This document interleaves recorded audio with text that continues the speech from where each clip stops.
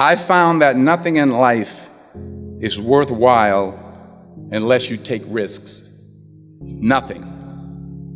Nelson Mandela said, "There is no passion to be found playing small and settling for a life that's less than the one you're capable of living." Now, I'm sure in your experiences in school and applying to college and picking your major and deciding what you want to do with life, I'm sure people have told you to make sure you have something to fall back on. Make sure you got something to fall back on, honey. But I never understood that concept, having something to fall back on. If I'm going to fall, I don't want to fall back on anything except my faith. I want to fall forward. I figure at least this way I'll see what I'm going to hit. Fall forward. This is what I mean. Reggie Jackson struck out 2,600 times in his career, the most in the history of baseball. But you don't hear about the strikeouts. People remember the home runs. Fall forward. Thomas Edison conducted 1,000 failed experiments. Did you know that? I didn't know that. Because the 1,001st was the light bulb. Fall forward. Every failed experiment is one step closer to success. You've got to take risks, and I'm sure you've probably heard that before, but I want to talk to you about why that's so important. First, you will fail at some point in your life. Accept it. You will lose. You will embarrass yourself. You will suck at something. There's no doubt about it. And I know that's probably not a traditional message for a graduation ceremony, but hey, I'm telling you, embrace it, because it's inevitable. And I should know. In the acting business, you fail all the time. Early on in my career, I auditioned for a part in a Broadway musical.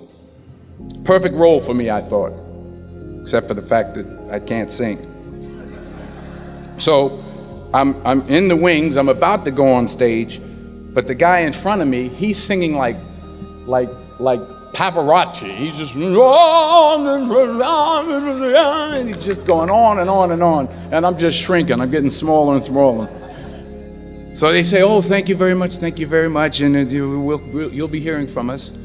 So I come out with my little sheet music, and it was Just My Imagination by the Temptations. That's what I came up with. So I hand it to the accompanist, and she looks at it and looks at me and looks out at the director and was like, "Nice." So I start, I'm gonna sing. I'm like, "It's just my imagination once again, and they're coming away with me." And I'm not saying anything, so I'm thinking I'm getting better. So I just start getting into it. It was just my imagination. Running. They say, "Oh yeah, thank you very much, Mr. Washington. Thank you." So I assumed I didn't get the job. But the next part of the audition, he called me back. The next part of the audition is the acting part of the audition. Now I'm like, hey, okay, maybe I can't sing, but I know I can act. So they pair me with this guy, and again, I didn't know about musical theater. And musical theater is big, so they can reach everyone all the way in the back of the stadium. And I'm more from a realistic, naturalistic kind of acting where you actually talk to the person next to you. So I don't know what my line was. My line was, "Well, hand me the cup." And his line was, "Well, I will hand you the cup, my dear. The cup will be there to be handed to you." I said, "Oh, okay." "Well, should I give you the cup back?" "Oh, yes, you should give it back to me, because that is my cup and it should be given back to me." I didn't get the job.